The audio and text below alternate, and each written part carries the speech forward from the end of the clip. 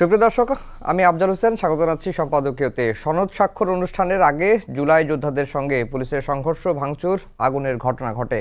পরে জুলাই জাতীয় সনদে স্বাক্ষর করে 25টি রাজনৈতিক দলের নেতারা। আর সনদে স্বাক্ষর করেনি এনসিপি সহ 5টি রাজনৈতিক দল। এর মধ্য দিয়ে নতুন বাংলাদেশের সূচনা হয়েছে। এই সনদ শুধু দেশের না, গোটা পৃথিবীর জন্য উদাহরণ বলেও মন্তব্য করেছেন প্রধান উপদেষ্টা। যদিও জুলাই সনদ কিভাবে কার্যকর হবে এ নিয়ে সংকট এখনও কাটেনি। এনসিপির শীর্ষ নেতা নাহিদ ইসলাম বলেছেন, কিছু রাজনৈতিক দল ঐক্যমত্যের নামে জনগণের সঙ্গে প্রতারণা করে কাগজে সই করেছে। সমসাময়িক নানা বিষয় নিয়ে আমাদের আজকের সম্পাদকীয় ভবিষ্যতের পথরেখা।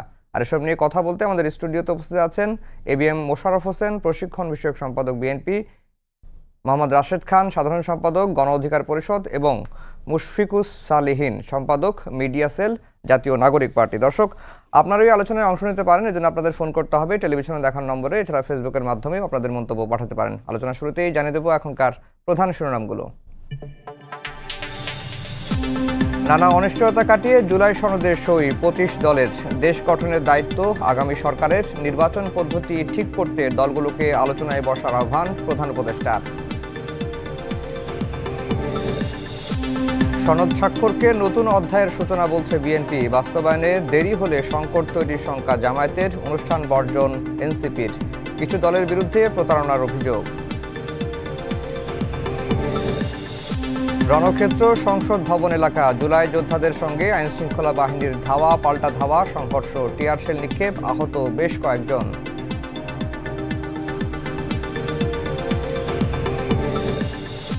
চাকসুর পর রাকসুতেও ছাত্র শিবিরের একক আধিপত্য। 23 পদের 20টিতে জয়। ভিপি জাহিদ, জিএস পদে স্বতন্ত্রের আম্মারের চমক।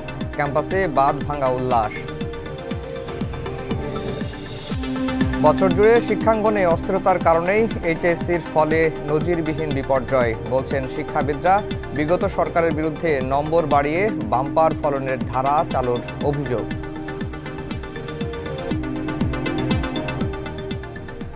দর্শক, শিরোনাম শুনছিলেন। আমরা আজকের আলোচনার বিষয় দিয়েছি ভবিষ্যতের পথরেখা। দীর্ঘ আলোচনার পরে 8 মাসের মতো আলোচনা হয়েছে, 73টি বৈঠক হয়েছে। এরপরে আজকে জুলাই জাতীয় সনদে স্বাক্ষর করেছে 25টি রাজনৈতিক দল। রাশেদ খান, আপনাকে দিয়ে আলোচনাটা শুরু করি, যেহেতু আপনিও সনদে স্বাক্ষর করে এসেছেন। যেই দল বা যারা এই সংস্কার বা জুলাই জাতীয় সনদের দাবিটা জানালো, তারা আজকে এই জাতীয় সনদে স্বাক্ষর করেনি, এবং এটাকে অনেকে অনেকভাবে ব্যাখ্যা করছেন। বিএনপির মহাসচিব বলছেন যে তাদের বিচক্ষণতার অভাব, আবার কেউ বলছেন এটি তাদের হঠকারী সিদ্ধান্ত। মানে যাদের জন্য এত আয়োজন, তারাই যদি অংশগ্রহণ না করে, তাহলে এই কাগজের আসলে মূল্য কি? ধন্যবাদ সবাইকে, শুভেচ্ছা। আমি আপনাকে জুলাই জাতীয় সনদ 2025 বাস্তবায়নে যে অঙ্গীকারনামা, সেখানে 3 নম্বরে যেটি বলা হয়েছে সেটি আমি পাঠ করব, এরপরে আমার বক্তব্য শুরু করি। সেখানে স্পষ্ট করা হয়েছে, জুলাই জাতীয় সনদ 2025-এর বৈধতা ও প্রয়োজনীয়তা সম্পর্কে কোনো আদালতে প্রশ্ন উত্থাপন করব না। উপরন্তু উক্ত সনদ বাস্তবায়নে প্রতিটি ধাপে আইনি ও সাংবিধানিক সুরক্ষা নিশ্চিত করব। অর্থাৎ আজকে যারা ঐক্যমত কমিশনের বৈঠকে, আজকে যারা আসলে ঐক্যমত কমিশন আয়োজিত আজকে এই স্বাক্ষর অনুষ্ঠানে উপস্থিত হয়েছে, তারা প্রত্যেকটা দল এই জুলাই জাতীয় সনদের যে আইনগত ভিত্তি এবং সাংবিধানিক স্বীকৃতি, সেটি দেওয়ার ব্যাপারে আজকে তারা সবাই সম্মত হয়েছে এবং স্বাক্ষর করেছে, এবং পুরো জাতিকে সাক্ষী রেখে এই ধরনের অনুষ্ঠান আজকে হয়েছে।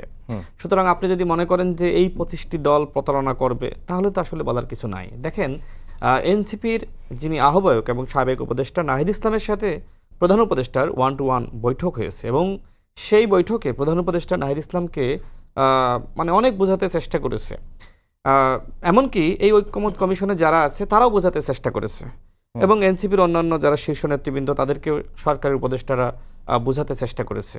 আজকে আমরা যতটুকু জানি, আমার অন্যান্য সহযোদ্ধা যারা গিয়েছিল, আমরা যেহেতু উপরে ছিলাম, তারা বলল যে আজকের এই অনুষ্ঠানে নাহিদ ইসলাম যাননি, কিন্তু নাহিদ ইসলামের 2জন সহযোদ্ধা যারা আসলে বর্তমানে সরকারের উপদেষ্টা আসিফ মাহমুদ এবং মাহফুজ আলম গিয়েছিলেন।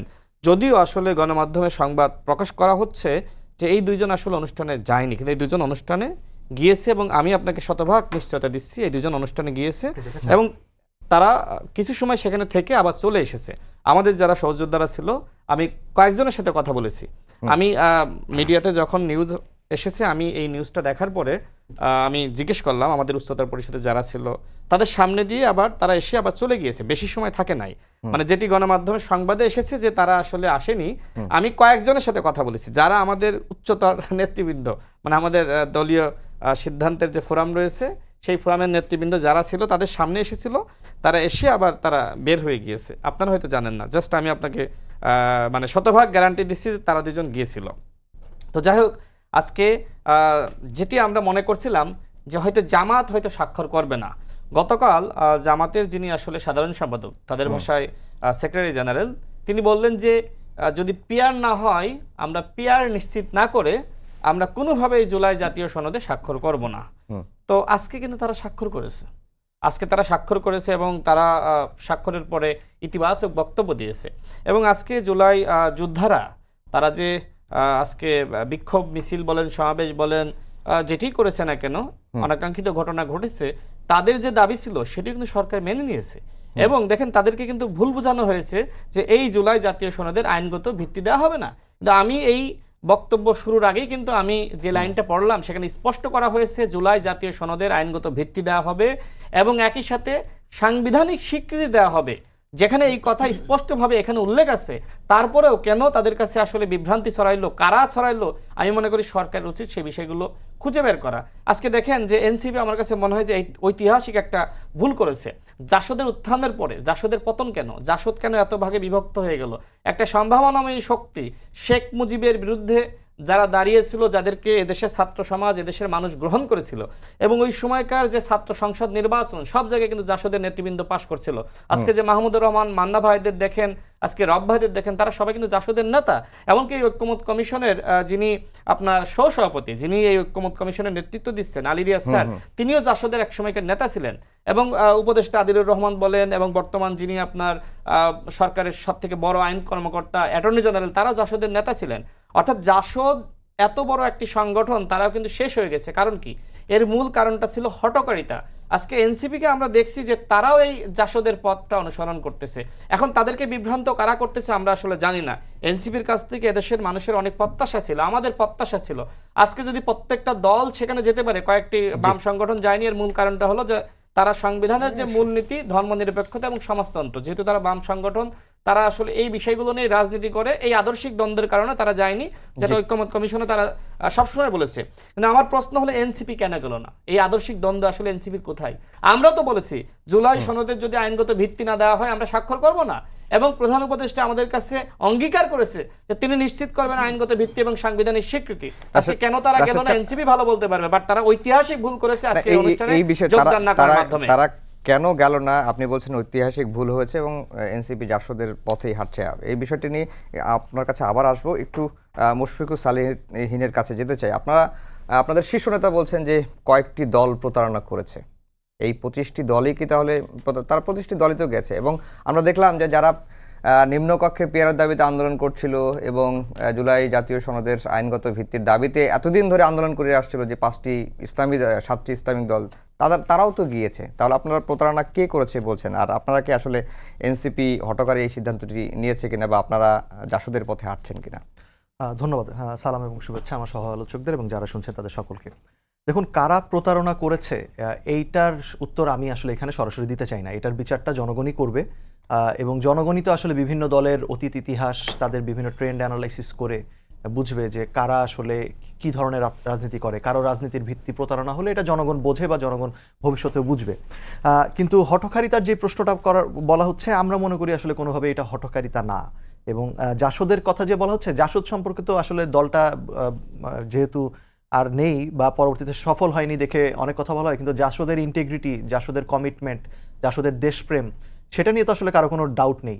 তো সেটার সাথে যদি এনসিপিকে মেলানো হয়, আমরা তো এটাকে ইতিবাচকভাবেই নেই। এখন বাংলাদেশের মানুষের সমস্যাটা হচ্ছে যে ওই যে ইতিহাসের বিভিন্ন জায়গায় ছোট ছোট কিছু কথা ধরে ফুল মানে ওই সময়কার কনটেক্সট, জাসদ যেভাবে সশস্ত্র সংগ্রামের দিকে গিয়েছিল, তাদের দলের ভিতরে যে দুইটি গ্রুপ ছিল, সশস্ত্র সংগ্রামে যাবে নাকি নিয়মতান্ত্রিক রাজনীতি করবে, স্বরাষ্ট্রমন্ত্রীর বাসার সামনে যে তারা যেই সশস্ত্র একটা ঝামেলায় জড়িয়ে পড়লো, এই সবের সাথে আসলে এখনকার প্রেক্ষাপট মিলবে না। এবং এনসিপি সেই রাজনীতিও করে না, এনসিপি নিয়মতান্ত্রিক প্রক্রিয়াতেই এই কাজগুলো করে যাচ্ছে। তাই জাসদের সাথে এনসিপির সঙ্গে মানে জামাতকে মেলানো হচ্ছে কেন? অনেকে বলছে যে জামাতের ট্র্যাপে পড়েছে এনসিপি, এরকম। এটা একটা হচ্ছে হয়তো জামাতের ব্যাপারে মানুষের এই ধারণা থেকে থাকতে পারে যে জামাত হয়তো এভাবে রাজনীতি করে, কিন্তু এনসিপির যদি আপনি পজিশনগুলো দেখেন, এই যে কারা বিভ্রান্ত করছে, রাশেদ ভাই প্রশ্ন করলেন যে এখন একটা তো প্রচলিত কথা ছিল যে এনসিপিকে মনে হয় জামাত বিভ্রান্ত করছে। তো আজকে জামাত আমি দেখলাম যে তারা গেলেন, তারা যদিও গতকাল পর্যন্ত বলেছেন তারা স্বাক্ষর করবেন না, তারা 5 দফা দাবিতে জুলাইয়ে ঐকমত্য কমিশনের আলোচনা চলাকালে তারা মাঠের রাজনীতিতে চলে গেছেন, আন্দোলন করছেন 5 দফা দাবি নিয়ে। তার মধ্যে অন্যতম হচ্ছে পিআর। জুলাই সনদে লোয়ার হাউসে পিআর এর কোনো কথা নেই, জুলাই সনদে আপার হাউসে পিআর এর কথা রয়েছে। তারা গতকালকে বললেন তারা স্বাক্ষর করবেন না। ঢোকার আগে জামাতের নেতা বললেন যে দেখা যাবে, একটা সাসপেন্স রেখে দিলেন যে আসলে স্বাক্ষর করবেন কি করবেন না। শেষ পর্যন্ত তারা স্বাক্ষর করে বের হয়ে এসে হাসি মুখে খুব ইতিবাচকভাবে গেলেন। মানে তাহলে কি 5 দফার যে দাবিটা, আন্দোলনটা, এই আন্দোলনটা শেষ হয়ে গেছে কিনা, এটা তো আসলে এখন একটু জানার আগ্রহ হচ্ছে আমার মধ্যে। এবং একই সাথে কিছুদিন আগে জামাতের একজন নেতা, জামাতের একজন নেতা না, ইসলামী আন্দোলনের একজন নেতা, উনি বলেছিলেন যে এনসিপি ওই যে 7 দলের আন্দোলন থেকে সরে এসে কোট আনকোট পোল্টিবাজি করেছে। এখন আমাদের প্রশ্নটা হচ্ছে যে আসলে যাদের রাজনৈতিক সিদ্ধান্ত গ্রহণ একটু কি বলবো স্থিতিশীল নয়, একটু আনস্টেবল, বা এই যে এরকম, তাদের সাথে আসলে এরকম কাজে যাওয়াটাও তো আমাদের, কারণ আমাদের কাছে তো এটা তখন রেশনাল মনে হয়নি। এখন মূল বিষয় যেটা হচ্ছে কেন আমরা এখানে যাইনি, সেটা হচ্ছে মূল আলোচনা। এর বাদ দিয়ে দেখুন, ডক্টর আলী রিয়াজ আজকে তার বক্তব্যে বলেছেন এটা এমন একটা, এটা এখানে সবাই স্বাক্ষর করবে, পরবর্তীতে প্রয়োজন হলে এটাতে কোনো পরিবর্তন আনা দরকার হলে আনা হবে। মানে এটাকে একটা লিভিং ডকুমেন্ট হিসেবে তিনি আজকে ওনার বক্তব্যে এটা মনে হয়েছে। কিন্তু এর আগে গতকাল পর্যন্ত ওনার বক্তব্য ছিল যে জুলাই সনদের খসড়ায় আর কোনো পরিবর্তন আসবে না, পরবর্তীতে ইমপ্লিমেন্টেশন প্রসেস নিয়ে আলোচনা হবে। তারপরে উনি 2টা চেঞ্জ করেছেন এই জুলাই সনদে। একটা হচ্ছে আজকে জুলাই যোদ্ধা যারা রয়েছে, যেই জুলাই যোদ্ধারা, আমি আজকে যেহেতু আমার বাসার সামনেই হচ্ছে মানিক মিয়া এভিনিউ, আমি নামাজের পরে যখন ঘটনাটা ঘটে তখন তাদের কয়েকজনের সাথে একটু কথা বলার চেষ্টা করলাম তারা কেন এসেছে। তো যেটা তাদের কাছ থেকে জানলাম, তারা এর আগে বিভাগীয় জেলা ভিত্তিক বিভিন্ন সমাবেশ করেছিল এই আইনি সুরক্ষার দাবিতে, এবং তাদের কথাটা ছিল যে জুলাই সনদের একটা অঙ্গীকারনামার একটা পয়েন্টে এমনভাবে রয়েছে যে জুলাইয়ে সংঘটিত সকল হত্যাকাণ্ডের বিচার করা হবে। এখন ওনাদের কথাটি হচ্ছে যে জুলাইয়ে তো আসলে পুলিশও হত্যা হয়েছে, এখন ভবিষ্যতে কখনো ওই পুলিশ হত্যা দিয়ে কেউ তাদেরকে আবার ফাঁসি দিতে পারে, কারণ এরা সবাই গ্যাজেটেড, এরা সবাই সরকারের কাছে লিস্ট রয়েছে এই আহতদের। সো তাদের কথাটা হচ্ছে যে এখানে সংস্কার আনতে হবে, এবং এটা নিয়ে গতকালকেও তারা ঐকমত্য কমিশনের সাথে মিটিং করেছে। এবং আজকে আমরা দেখলাম ওই সংসদ ভবনে দাঁড়িয়ে ডক্টর আলী রিয়াজ ঘোষণা দিলেন যে এই একটি ধারা একটু কিছু পয়েন্টে পরিবর্তন এনেছেন, বলেছেন যে কিছু আইন শৃঙ্খলা রক্ষাকারী বাহিনীর দ্বারা সংঘটিত হত্যাকাণ্ডের বিচার করা হবে। সো তার মানে এটা একটা পরিবর্তন হলো। সেকেন্ড পরিবর্তন হলো, আমরা দেখেছি যে কিছু বাম দল, তারা যদিও তাদের মূল সংকটটা হচ্ছে 4টা মূলনীতি নিয়ে, কিন্তু তারা আরেকটা পয়েন্ট রেজ করেছিল, সেটা হচ্ছে 7ম তফসিলে, সংবিধানের 7ম তফসিলে স্বাধীনতার ঘোষণাপত্র যে আছে সেটাকে বাদ দিয়ে দেওয়ার কথা জুলাই সনদে ছিল। আজকে কিন্তু সেটাও আমরা জেনেছি যে এইটা ভুলবশত নাকি খসড়া থেকে বাদ গেছে। স্বাধীনতার পত্রটি সংবিধানে থাকবে এবং জুলাই সনদে বিষয়টি সেভাবেই উল্লেখ করা থাকবে। অর্থাৎ 2টো চেঞ্জ ওনারা করেছেন, এবং ওনারা এখন বলছেন একটা লিভিং ডকুমেন্ট। এবং আজকে প্রধান উপদেষ্টা ডক্টর ইউনূস তিনি আজকে তার বক্তব্যে বলেছেন নির্বাচন কিভাবে হবে আপনারা আলোচনা করে সিদ্ধান্ত নিয়ে নেন। এটা থেকে মনে হয় যে আসলে নির্বাচন নিয়ে যেহেতু এখন ওই যে পিআরএ হবে নাকি আগের পদ্ধতিতে হবে, এটা নিয়ে একটা ডিলেমা রয়েছে, উনি সকল দলকে আলোচনা করে একটা সিদ্ধান্তে আসার কথা বলছেন। তাহলে কোশ্চেন হচ্ছে, এটা তো সলিউশন জুলাই সনদের মধ্যে হয়ে যাওয়ার কথা। মানে ওনারা জুলাই সনদকে ক্লোজ করে আজকে আবার কিছুটা ওপেন করে দিচ্ছেন মনে হচ্ছে। এখন আমাদের পয়েন্টটা খুবই কনস্টিটিউশনাল। আমাদের কথাটা হচ্ছে বর্তমানে যে আইনি ভিত্তি দেওয়ার কথা বলা হয়েছে, এটা সুনির্দিষ্ট রূপরেখা দিলেই আমাদের আজকে স্বাক্ষর করতে কোনো সমস্যা ছিল না। প্রথম বিষয় হচ্ছে, বলা হচ্ছে যে একটি আদেশের মাধ্যমে গণভোট করা হবে। না, সুনির্দিষ্ট তো রূপরেখা স্বাক্ষরের পরেও তো মানে দেয়া যায়। এই জায়গাতে জুলাই প্রোক্লেমেশনের ক্ষেত্রে তো আমাদের একটা তিক্ত অভিজ্ঞতা হয়েছে, এবং সেখানে আমরা জুলাই প্রোক্লেমেশনে যেভাবে চেয়েছিলাম টেক্সটটা থাকুক, সেটা না দেখে আমরা দেখেছি আসলে মনে হয়েছে একদলীয় ন্যারেটিভ ওইখানে প্রতিষ্ঠিত করার চেষ্টা করা হয়েছে। আমি একটু সংক্ষেপে যদি একটু বলে যাই, কথা হচ্ছে বাংলাদেশের সংবিধানে এই মুহূর্তে গণভোট করার 2টা যে উপায় রয়েছে, মানে কথা উল্লেখ রয়েছে। একটা হচ্ছে আর্টিকেল 142, যেখানে বলা হয়েছে সংবিধান সংশোধনটা পরে র্যাটিফাই করতে গণভোট করতে করতে হবে কিছু কিছু মৌলিক বিষয়ের ক্ষেত্রে। এবং আরেকটি যেটা, সেটা হচ্ছে 91 সালে যখন বিএনপি রাষ্ট্রপতি শাসিত সরকার থেকে সংসদীয় সরকারের প্রত্যাবর্তনের সংশোধনী, দ্বাদশ সংশোধনী করলো, সেটা র্যাটিফাই করতে একটা গণভোট করা হয়েছিল। কিন্তু র্যান্ডম যখন তখন গণভোট ডাকার কোনো উপায় বর্তমান সংবিধানের অধীনে নেই। তাহলে আপনার এই যে আদেশটা দেওয়া হবে, সেই আদেশটা আসলে কিভাবে দেওয়া হবে, আদেশের টেক্সটে কি থাকবে, গণভোটের প্রশ্নটা কি হবে, এবং বলা হচ্ছে পরবর্তী সংসদকে কনস্টিটিউয়েন্ট পাওয়ার দেওয়া হবে, এই কি প্রক্রিয়ায় দেওয়া হবে। স্বাক্ষরের পরেও সমস্যার মানে সমাধান এখনো তো সংকটটা, এবং এবং আজকে আমরা দেখি রাশেদ খান বিএনপির বললেন যে আমি 3 ধারায় তো clear করে স্পষ্ট দিই, না। তুই আমি আপনার কাছে আসবো। মোশাররফ ভাইকে কাছে একটু যাই, যে আন্দোলনের অগ্রদূতরাই এই জুলাই সনদে স্বাক্ষর করলো না, আপনাদের নেতা মঈন খান বলেছেন যেটি আসলে এই জুলাই সনদটা তাহলে অর্থহীন হয়ে যায় কিনা। না, অর্থহীন হয়ে যাওয়ার তো কোনো সুযোগ নেই, কারণ আপনি দেখবেন যে জুলাইয়ের গণ অভ্যুত্থানের আকাঙ্ক্ষাটা কি ছিল। আকাঙ্ক্ষাটা ধারণ করাই তো রাজনৈতিক দলগুলির মূল কাজ, শক্তিগুলি। এবং আমি আসলে আমার যতটুকু আমি রাজনীতি বুঝি, এনসিপির এই ভূমিকাটাকে আমি খুব একটা ইতিবাচক আমি মনে করি না। কারণ আপনি দেখেন, এই যে ঐক্যমত কমিশনের যে আলোচনাগুলো, 84টি বিষয়ে যে ঐক্যমত হয়েছে, এগুলি তো এই যে আমাদের একটা নতুন রাষ্ট্র ব্যবস্থার যে আকাঙ্ক্ষাটা এনসিপি বারবার বলছে, তারই তো একটা প্রতিফলন। দু একটি বিষয় নিয়ে সংকট তৈরি হবে, তাহলে তো ডেমোক্রেসিতে তো আপনি সব যদি ঐক্যমত হয়ে যায়, তাহলে তো আলোচনার কোনো প্রয়োজন নাই। এই সামান্য বোধটুকু এনসিপি কেন বুঝতে পারলো না, এটা আমি বুঝি না। তাদের যদি কোনো, যেমন একটা কথা এখানে তারা বারবার যে কথাটা বলছে যে আইনি একটি সুরক্ষা, এখানে আমি যতটুকু পড়ে দেখেছি, রাশেদ খানও উল্লেখ করেছে যে আইনি সুরক্ষা দেওয়ার জন্য এবং সংবিধানে অন্তর্ভুক্ত করার ক্ষেত্রে কারো কোনো আপত্তি এখানে নেই, উল্লেখই আছে, কোনো আপত্তি নাই। এবং শুধু না, আপনি দেখবেন একটা ন্যারেটিভ দাঁড় করানো হচ্ছে যে অনেকটা বিএনপির মতো নাকি এগুলি করা হচ্ছে, কিন্তু আপনি দেখেন বিএনপি আলোচনার সময় স্পষ্ট বলেছে যে এই আইনি সুরক্ষা দেওয়া এবং কনস্টিটিউশন এটাকে স্থান দেওয়ার ক্ষেত্রে বিএনপির কোনো আপত্তি নাই, এবং যেভাবে এরা চায় বিএনপি সেভাবে সহায়তা করবে। তাহলে এনসিপি কেন গেল না, এটা আমরা বুঝি না। তাহলে তারা কোনো কি বিশেষ উদ্দেশ্য তাদের আছে, এটা নিয়ে কিন্তু আজকে জনমতে একটা বিরাট প্রশ্ন। তাদের উদ্দেশ্য তো মানে স্পষ্ট, তারা তো আইনি ভিত্তি না, চায়। আইনি ভিত্তি, আমি একটু কথা বলি। আপনি দেখেন লাস্টে যেটা রাশেদ খানও বলেছে, এই যে লাস্টে জুলাই যোদ্ধাদের দাবির প্রেক্ষিতে যেটা অন্তর্ভুক্ত হয়েছে, আমার মনে হয় এখানে এটা আগেই ছিল। না, এটা 5 নাম্বার আজকে সংযোজন করা হয়েছে। স্বাক্ষর করেছেন ওইখানে কিন্তু রং ভার্সনটা রয়েছে, আপডেটেড ভার্সনটা নাই। আপনি একটু চেক করে দেখেন স্বাক্ষর করে আসছেন। সালিন যে কথা, সালিন আমি যে একটু পড়ি, যে এ সংশোধিত দফায় বলা হয়েছে গণ অভ্যুত্থান পূর্ব বাংলাদেশের 16 বছরের আওয়ামী ফ্যাসিবাদ বিরোধী গণতান্ত্রিক সংগ্রামের গুম, খুন, নির্যাতনের শিকার হওয়া ব্যক্তিদের এবং 2024 সালের জুলাই আগস্ট গণ অভ্যুত্থানকালে ফ্যাসিস্ট আওয়ামী লীগ তার সহযোগী আইনশৃঙ্খলা বাহিনীর কতিপয় সদস্যরা সংগঠিত সকল হত্যাকাণ্ডের বিচার, শহীদদের রাষ্ট্রীয় মর্যাদা প্রদান, যেটা তাদের অন্যতম একটা দাবি, শহীদ পরিবার এবং জুলাই আহতদের রাষ্ট্রীয় বীর, আহত জুলাই বীর যোদ্ধাদের যথ উপযুক্ত সহায়তা প্রদান, যেমন মাসিক ভাতা, চিকিৎসা, পুনর্বাসন ব্যবস্থা এবং শহীদ পরিবার আহত বীর মুক্ত আইনগত দায় মুক্তি, মৌলিক অধিকার সুরক্ষা ও নিরাপত্তা নিশ্চিত করা। এর বাইরে এনসিবির কি দাবি আছে তো আমার কাছে আমি তো দেখিনি এর বাইরে কোনো দাবিটা আছে। তাহলে কেন আজকে তারা গেল না? এক, এখানে আরেকটি প্রশ্ন, আমি জানি না রাশেদ খান, আমরা যতটুকু, আমরা তো ওখানে ছিলাম না, আমরা যতটুকু গণমাধ্যমে দেখলাম যে এটা আয়োজন করেছে কিন্তু সরকার ঐক্যমত কমিশন, মানে সরকারি পার্ট, যে আমাদের প্রধান উপদেষ্টা এটার সভাপতি, সেখানে দুজন উপদেষ্টা যাবে না, অর্থাৎ এরা কি সরকারের উপদেষ্টা না এনসিবির প্রতিনিধি? এই প্রশ্নটা কিন্তু এখন নতুন, মানে তারা গিয়েছে না, আমরা যেটা মিথ্যা আসতেছে, আমি এটা তারা ব্যাখ্যা দেওয়া উচিত।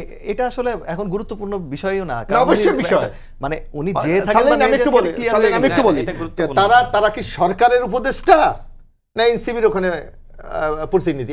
এটা কিন্তু আজকে মানে সরকারের সঙ্গে কি এনসিপির একটু দূরত্ব হয়েছে মনে হচ্ছে, তো এই ঘটনায় তো তাই মনে হচ্ছে যে, কারণ আপনার এই যেটা সংশোধিত ধারা 5 ধারা, যে এখানে তো এনসিবির কোনো দাবিকে উপেক্ষা করা হয়েছে বলে আমার কাছে তো কোথাও মনে হচ্ছে না। তাহলে কেন এনসিবি?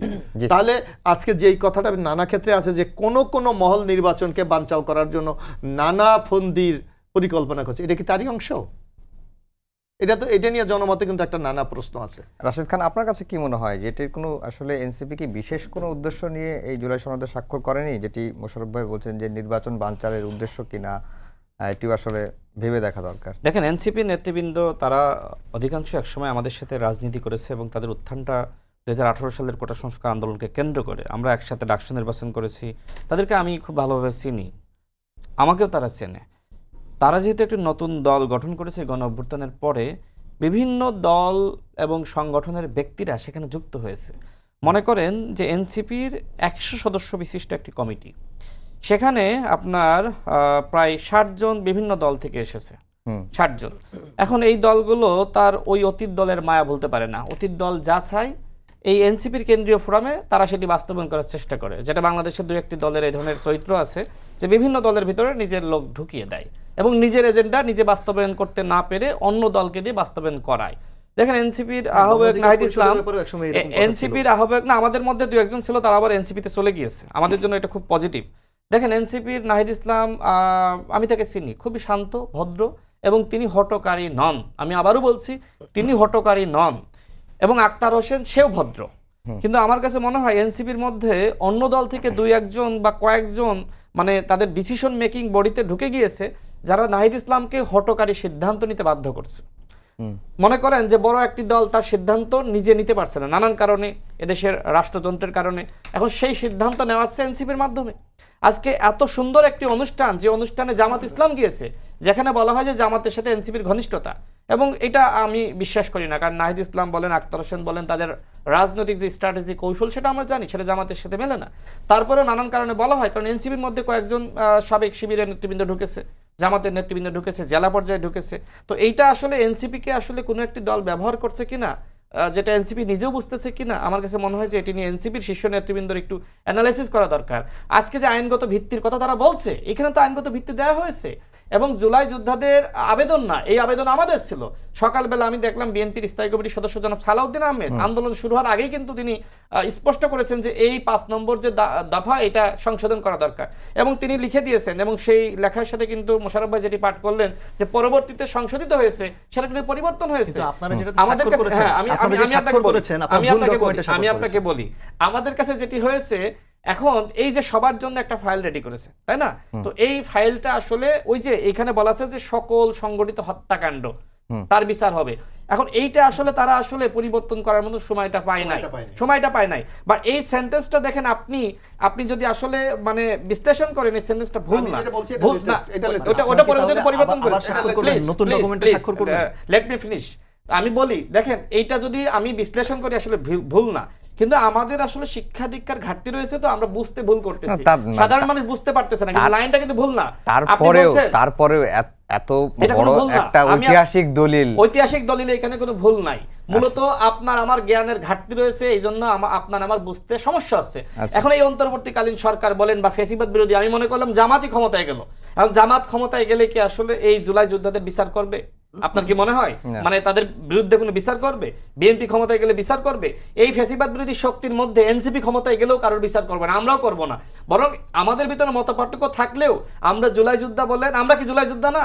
আমরা কেউ কারোর বিচার করব না। কিন্তু আজ হোক কাল হোক 20 বছর পরে হোক, আওয়ামী লীগ যখন ফিরে আসবে তখন এই দলিলের কোনো আর গুরুত্ব থাকবে না। তখন তো হয়তো তারা আমাদের সবার বিচার করবে। তো ভয়টা কি আমার নাই? ভয়টা কি কোনো জুলাই যোদ্ধাদের? ভয়টা বিএনপির নাই? আওয়ামী লীগ যদি ব্যাক করে বিএনপি কি ভালো থাকবে? আওয়ামী লীগ ব্যাক করলে জামাত ভালো থাকবে, এনসিপি ভালো থাকবে। সুতরাং আমাদের বিষয়টা এখন মূল গুরুত্ব দিতে হবে আওয়ামী লীগকে, যে আমরা কিভাবে আওয়ামী লীগকে ট্যাকেল দিতে পারি, আওয়ামী লীগ যাতে বাংলাদেশে আর ফিরতে না পারে। আমরা সেই দিকে মনোযোগ না দিয়ে আজকের এই অনুষ্ঠান পণ্ড করার চক্রান্ত যারা করেছে, জুলাই যোদ্ধাদেরকে যারা বিভ্রান্ত করেছে, আমরা মনে করছি তারাই মূলত আওয়ামী লীগকে ফিরিয়ে আনতে চাই। দেখেন আজকের অনুষ্ঠানে এনসিপি স্বাক্ষর করে নাই, কিন্তু আর কি বাকি দলগুলো স্বাক্ষর করে নাই। এই যে 7টি দলের কথা তিনি বললেন, যে 7টি দলের একজন নেতা বলেছিল যে এনসিপি 7 দলের আন্দোলনের সাথে না গিয়ে তারা পোল্টিবাজি করেছে। একটা টকশোতে আমি শুনেছি যে ইসলামী আন্দোলন বাংলাদেশের নেতা আকন্দ ভাই তিনি এই কথা বলেছিলেন যে আমাদের সাথে পোল্টি মেরেছে। তো আজকে যে এই 7টি দল এনসিপির সাথে পোল্টি মারে নাই, তার নিশ্চয়তা কি? মানে মূলত আপনি যখন কারোর সাথে পোল্টি মারবেন না, উল্টো পোল্টি অন্যকে আপনার সাথে মারবে। আমার কাছে মনে হয় এনসিপির সাথে আজকে বাকি 7টা দল পোল্টি মেরেছে। জি, আমার মনে হয় রাশেদ ভাইয়ের বিভিন্ন বক্তব্য তো ধারাবাহিকভাবে আমি দেখি, ওনার এই ষড়যন্ত্র তত্ত্বগুলো বলতে উনি খুব পছন্দ করেন, কিন্তু বাস্তবতাটা আসলে শুধু রাশেদ খান যে বলছে তা বাংলাদেশের বিভিন্ন সম্ভাবনা কি হইতে পারে এটা যদি অনুমান না করতে পারি, তাহলে আমি কেন পলিটিশিয়ান?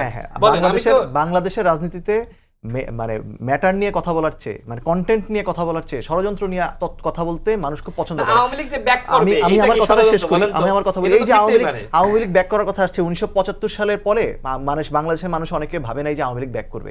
96 আওয়ামী লীগ ব্যাক করেছে, গণতান্ত্রিকভাবে ব্যাক করেছে, এবং ব্যাক করার পরে আওয়ামী লীগ পঞ্চম সংশোধনী বাতিল হওয়ার পরে আমরা দেখেছি কিভাবে ওই সময়ে বিভিন্ন ব্যক্তিকে কিভাবে পরবর্তীতে আওয়ামী লীগ ফাঁসির কাস্টে ঝুলিয়েছে এবং নৃশংসভাবে অনেক ধরনের গল্প ছড়িয়েছে। ওই দিকে না যাচ্ছি, মূল কথাটা হচ্ছে যে এখানেই যে বিভিন্ন ধরনের আলাপ, মোশাররফ ভাইরা সবসময় বলতে পছন্দ করেন যে নির্বাচন বানচাল করার চিন্তা ভাবনা হচ্ছে।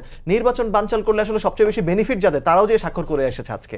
এই যে একটা ইন্টারিম গভর্নমেন্ট থাকার কারণে যারা সবচেয়ে বেশি পাওয়ার চর্চা করার সুযোগ পাচ্ছে, মানে একটা ডেমোক্রেটিক্যালি ইলেক্টেড হলে যারা এত নরমালি এত পাওয়ার চর্চা করতে পারে না, সেই দলটাও যে আজকে স্বাক্ষর করে এসেছে।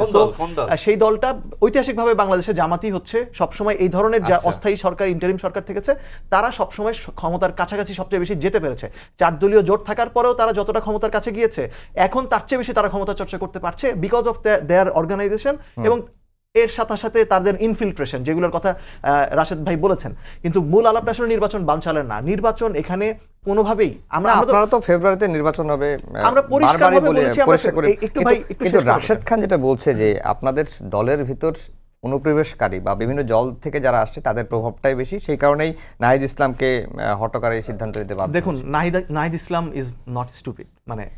মানে নাহিদ ইসলামকে কেউ চাইলেই, উনি একটা গণ অভ্যুত্থানের করেছেন, এতগুলা বিভিন্ন ডাইভার্সিফাইড লোকজনকে একটা দল চালাচ্ছেন, ওনাকে কেউ চাপ দিয়ে একটা ভুল কিছু করিয়ে ফেলবেন এমন পরিস্থিতি তৈরি হয়নি।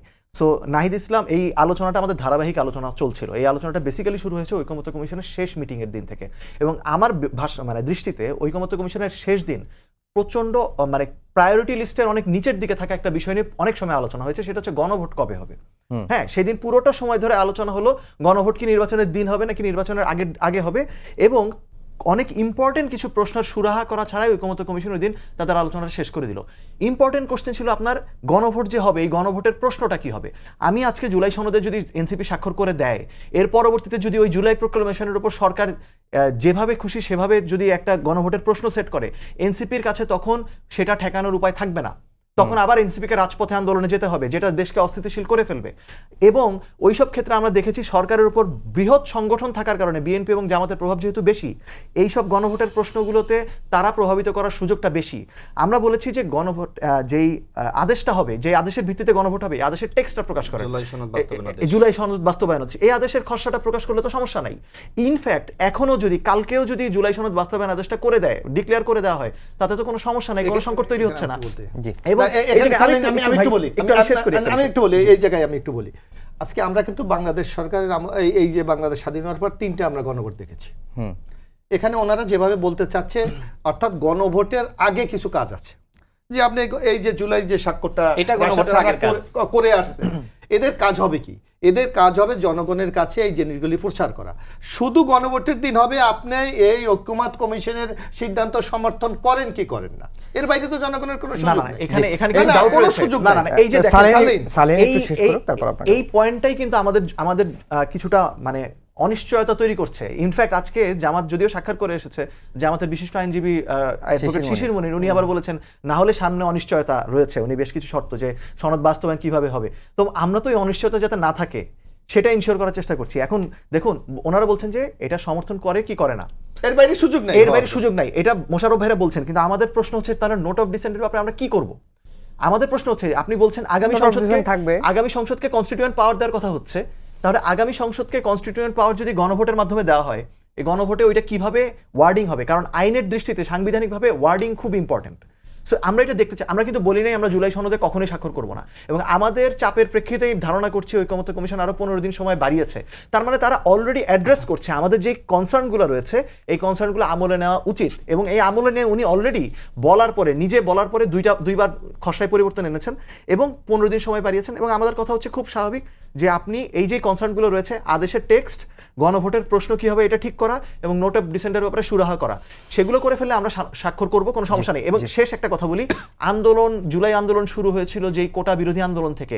সেই কোটা সরকারি চাকরির স্বচ্ছতা আনয়নের জন্য অত্যন্ত গুরুত্ব হচ্ছে পিএসসির নিয়োগে স্বচ্ছতা আনা, এবং সেই পিএসসি সংক্রান্ত যে প্রস্তাবগুলো ছিল সেই প্রস্তাবগুলোতেও নোট অফ ডিসেন্ট দিয়ে রেখেছে বিএনপি সহ কয়েকটি দল। এইসব বিষয়ে আমরা সুরাহা করা চাই। আমাদের নির্বাচন বানচাল করার কোনো সেটা উদ্দেশ্য তাদের নেই। রাজনৈতিক স্ট্যান্ড, এটা আপনি কিভাবে সুরাহা করবেন? এই আলোচনার মাধ্যমে সুরাহা করার সুযোগ রয়েছে। জি মোশাররফ ভাই। না, এখানে আমি একটা কথা বলি। আমরা যারা এই যেটা সালেহীন একটা প্রশ্ন করেছে কিভাবে গণভোট হবে, আপনি দেখেন 3টা যে গণভোট হয়েছে সেখানে যদি দেখেন যে যেটা আমাদের নেতা শহীদ রাষ্ট্রপতি জিয়া রহমানের যেটা হয়েছে, জিয়া রহমান এর আগে কিন্তু একটা 19 দফা দিয়েছিল, আপনার খেয়াল আছে? 19 দফার প্রত্যেকটি বিষয়ে আগে কিন্তু জনগণের কাছে আপনার ব্যাপক প্রচার চালানো হচ্ছিল। আমার মনে আছে আমরা তখন স্কুলে পড়ি, হেলিকপ্টারে কিন্তু আপনার এই যে দফাগুলি লিফলেট সারা বাংলাদেশে বিতরণ করা হয়েছিল, অর্থাৎ জনগণকে এই সম্পর্কে একটা সুস্পষ্ট ধারণা দেওয়া হয়েছিল। তারপর প্রশ্ন ছিল যে আপনি জিয়াউর রহমান সাহেবের এই প্রণীত নীতি আদর্শ কি আপনি সমর্থন করেন কি করেন না, করলে হ্যাঁ, না করলে না। আবার আমার একটা প্রশ্ন এই বিষয়টাই, এই গণভোটটা কি বর্তমানে বাংলাদেশের সংবিধান অনুযায়ী বৈধ গণভোট হিসেবে না, গণ্য এটা তো করা হয়? এই যে অনেক কিছু, আমি একটু কথা বলি, আগামী বছরের গণভোটের ক্ষেত্রে একই ঘটনা ঘটবে না। আমি একটু বলি, ভবিষ্যৎ হবে না, কিভাবে বলবেন? এই যে আগামী দিনে যে আমরা যেটা কেয়ারটেকার অধীনে এখন ইউনিট সরকার অধীনে নির্বাচন করছে, এটা কি আমার কনস্টিটিউশন আছে? আছে না, তাহলে না থাকলে সুরাহা করার উপায় আরে আমার তো একটা অ্যামেন্ডমেন্ট তো আমার লাগবে, এগুলি তো পরবর্তী সময় সব আইনি সুরক্ষা দেওয়া হবে। কনস্টিটিউশন এটা তো অ্যামেন্ডমেন্ট করতেই হবে পার্লামেন্টে, এটা এর বাইরে তো কোনো বিকল্প পথ নাই। আমরা আপনাকে তো ওই জায়গায় যেতেই হবে, না থাকে সেটাই এনশিওর করতে চাচ্ছি, আর কিছু। আর হলো আপনি যদি হোসেন মাহমুদ এরশাদের আমলে দেখেন একইভাবে কিন্তু প্রচার চালানো হয়েছিল। আবার যেটা 90-এর পর যেটা কনস্টিটিউশনাল রেফারেন্ডাম ছিল, ওইটা কিন্তু আপনি ওইটাকে প্রেসিডেন্ট থেকে যাবে কিনা, হ্যাঁ, প্রত্যেকটি বিষয় কিন্তু আগে ব্যাপক প্রচারণা চালিয়ে জনগণকে ধারণা, তারপর বলা হয়েছে আপনি এটা সমর্থন করেন কি করেন না। এখন আমি সালেমকে একটা প্রশ্ন করতে চাই, আমরা তো চাই এই জিনিসটাকে আইনে ভিত্তি হোক, জনগণ আমাদেরকে সমর্থন করুক। বাংলাদেশের রেফারেন্ডামের রেজাল্ট কিন্তু খুব সুখকর না, কিন্তু হয়তো একটা রেজাল্ট দেখানো হয়, বলা হয় কাস্টিং ভোটের এত%, কিন্তু উপস্থিতি কতটুকু সেটা নিয়ে কিন্তু প্রশ্ন করা যায় না। এখন এই সরকারকে নিয়ে নানা ধরনের একটা ন্যারেটিভ দাঁড় করাতে চাচ্ছে যে এই সরকার একটা মৌলবাদী শক্তি নিয়ে বাংলাদেশ দখল করেছে। আপনি যদি এখন গণভোট করলেন, কোনো কারণে যদি বিলো 50%-এর নিচে যায়, তাহলে যারা এই অপপ্রচার করে তাদেরকে আপনি কিভাবে জবাব দেবেন?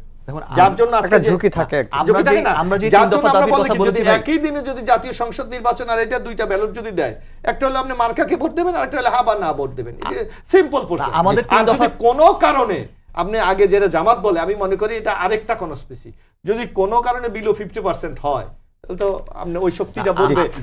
আমাদের 3 দফায় কিন্তু গণভোট আগে করার দাবিটা নাই, মানে আগে চাওয়ার দাবিটা নেই। এটা আমরা বিভিন্ন সময় অনেকে বলেছেন যে আমার হাতে সময় আছে 2 মিনিটের মতো, 1 মিনিট করে। আচ্ছা দেখেন, নোট অফ ডিসেন্ট নিয়ে বলি, এই যে 9 মাস আলোচনা হয়েছে, আলোচনার ভিত্তিতে আমরা মোটামুটি 80% একমতে পৌঁছেছি, 20% ভিন্ন মত রয়েছে। এখন এই 20% আপনি ভিন্ন মত রাখবেন না? যদি মনে করেন যে রাখবেন না, তাহলে 9 মাস আগেই তো আপনি গণভোট দিতে পারতেন, তাহলে আলোচনা তো প্রয়োজন ছিল না, তাই না? অবশ্যই আমরা মনে করি যে যদি গণভোটটা জাতীয় নির্বাচনের আগে হওয়ার বাস্তবতা থাকতো ভালো হতো, কিন্তু 4 মাসে তো সম্ভবপর নয়। যদি এইটা আপনি আজ থেকে আরও 9 মাস আগে করতেন, যেটা এখন বলছেন যে গণভোট যদি হয়ে যায় তাহলে এই নোট অফ ডিসেন্টের কোনো ভ্যালু থাকে না। এনসিপি যেটা বলছে না, দে আর নট কারেক্ট। মূলত আমাদের ভিতরে ভিন্ন মত আছে বলে এই 9 মাস আলোচনা হয়েছে। এখন এই নোট অফ ডিসেন্ট নিয়ে আপনাকে গণভোটে যেতে হবে। মনে করেন এনসিপি 20% যেটা বাস্তবায়িত হচ্ছে না, এই আলোচনার মধ্যে অন্তর্ভুক্ত না, একমতের মধ্যে, তারা ক্ষমতায় গেলে এই 20% বাস্তবায়ন করবে। আগামীতে এনসিপি ক্ষমতায় যাবে, এনসিপি নেতৃবৃন্দ তো বলছে, তাদের একজন শীর্ষ নেতা বারবার বলছে যে বিএনপি 50 থেকে 60টা আসন পাবে, আমরা 150-র অধিক আসন পাবো। তো এনসিপি তো আল্লাহ চাইলে ক্ষমতায় চলেও যেতে পারে, তাই না? বা আমি চলে যেতে পারি, বা জামাত যেতে পারে, বা বিএনপিও যেতে পারে, যেই হোক যাক না, এনসিপি তারা নিজেরা বেশি দাবি করছে। তো সেই জায়গায় আপনারা ক্ষমতায় গিয়ে 20% আপনারা বাস্তবায়ন করেন, বাকি 80% তো হয়ে গেছে। নোট অফ ডিসেন্ট থাকবে, এটা সরাই দিতে আপনি পারবেন না, বরং এইটাই গণতন্ত্রের অন্যতম চর্চার জায়গা। এরপরে গণভোটের কথা বলে আগে না পরে, দেখেন গণভোটটা এই মুহূর্তে কোনোভাবে এই 4 মাসে এই সরকারের সেই প্রস্তুতি নাই। আর আজকে অন্তর্বর্তীকালীন সরকারের মাননীয় প্রধান উপদেষ্টা যেটি বললেন যে আপনারা দলগুলো আলোচনা করেন, জাতীয় ঐক্যমত কমিশন একই কথা বারবার বলছিল। আমি তাদেরকে বলেছিলাম এইটা আপনারা বলতে পারেন না, আপনারা যে কমিটির প্রধান, স্বয়ং প্রধান উপদেষ্টা, সেই কমিটি সিদ্ধান্ত নেবে। এখন কি নিম্নকক্ষে পেয়ার নিয়ে কোনো আলোচনা হয়েছে? জামাত সহ 7টি দল নিম্নকক্ষে পেয়ার চাই, এখন কি আসলে এটা বাস্তবসম্মত? সুতরাং এখন যে পদ্ধতিতে অতীতে নির্বাচন হয়েছে সেই পদ্ধতিতে হইতে হবে। এখন উচ্চ কক্ষ নিয়ে আলোচনা হতে পারে যে উচ্চ কক্ষে পেয়ার আসলে সংখ্যানুপাতিক হবে নাকি আসলে আসন ভিত্তিক পিয়ার জি, হবে শেষ সেটি নিয়ে করতে হবে। আলোচনা চলছে, বাট এই আলোচনা বিতর্ক থাকবে। এই বিতর্কই হলো গণতন্ত্রের চর্চার অংশ, এটাকে আপনি বাদ দিতে পারবেন না। মুশফিকুর সালিম, দেখুন সহজভাবে এক আজকে মিনিট। যেটা হয়েছে এটা আসলে একটা শো অফ ছাড়া আর কিছুই হয়নি। আজকে যে জাতীয় ঐক্যের কথা বলা হচ্ছে, আসলে তো ঐক্য এখানে হয়নি। ঐক্য আপনার অবশ্যই মত পার্থক্য থাকবে, কিন্তু যেই বিষয়গুলোতে এখনো বলছেন ভাই যে আপার হাউস পিয়ার নিয়ে আলোচনা হওয়ার সুযোগ রয়েছে, আপনি জুলাই সনদে স্বাক্ষর করে এসেছেন, সেখানে নোট অফ ডিসেন্ট রয়েছে, এখন কি নোট অফ ডিসেন্ট আপনি বাদ দিবেন? আপনি তো স্বাক্ষর করেছেন। আমরা সেই কাজটা জারি রাখবো এবং আমাদের সহজ কথা, নির্বাচন বানচালের কোনো প্রশ্ন আসছে না এবং আমরা জুলাই সনদে স্বাক্ষর করবো না তেমনও না। আমরা চাই কি সহজভাবে, এখানে এটা বিস্তারিত ব্যাখ্যা করার সময় নেই, আমরা চাচ্ছি রেফারেন্স পয়েন্টটা সংবিধানের 2026 হোক, যাতে ভবিষ্যতে যেভাবে ওই যে জিয়াউর রহমানের গণভোটকে যেভাবে করে এখন অসাংবিধানিক ঘোষণা করে দেওয়া হয়েছে, এরকম সুযোগ যাতে ভবিষ্যতে কেউ না পায়, এটা আমরা মনে করি বৃহত্তর স্বার্থেও আজকে এই দলগুলোর সমালোচনার শিকার হব জেনে নিয়েও আমরা আমাদের গণ অভ্যুত্থানের স্পিরিট এবং আমরা জনগণের প্রতি দায়বদ্ধতার জায়গা থেকে আমরা এই জায়গা থেকে সরে এসেছি। যেই একতা ঐক্যবদ্ধ, আমরা মনে করি আগামী 15 দিনের মধ্যেও সেই ঐক্যমত্যে আবার পৌঁছানো সম্ভব যদি সকলে আন্তরিকতার সাথে আলোচনা করে এবং ভবিষ্যতে যে লুপহোলগুলো এখনো রয়ে গেছে জুলাই সনদে, এই লুপহোলগুলো যদি পূরণ হয়, আজকে যেটাকে ওনারা বলছেন ঐতিহাসিক ভুল করেছি, তখন ওনারাই বলবেন যে ঐতিহাসিকভাবে সঠিক সিদ্ধান্ত এনসিপি নিয়েছিল দেখেই জাতির জন্য বেটার আউটকামটা পাওয়া গেছে। এখানে আমি একটা কথা বলতে চাই, এখানে যে সালিন যে কথাটি বলেছে, এই যে কনস্টিটিউশন অনেক কিছু চেঞ্জ করা যায়, কিন্তু আবার কিন্তু এই বিধানও আছে যদি কেউ টু-থার্ড মেজরিটি বা এটা যে কোনো সময় চেঞ্জ করে, এই আশঙ্কা তো থাকবেই। এই আশঙ্কাকে কেন্দ্র করেই কিন্তু আমাকে রাজনীতি এগোতে হবে। কারণ সালিনরা বলতেছে এটা পার্মানেন্ট করে দিতে হবে। পার্মানেন্ট করার কোনো সিস্টেম কি আছে কনস্টিটিউশনে? সবাইকে ধন্যবাদ জানিয়ে শেষ করছি আমাদের আজকের সম্পাদকীয়। আগামীকাল আবারও দেখা হবে একই সময়ে। শুভরাত্রি।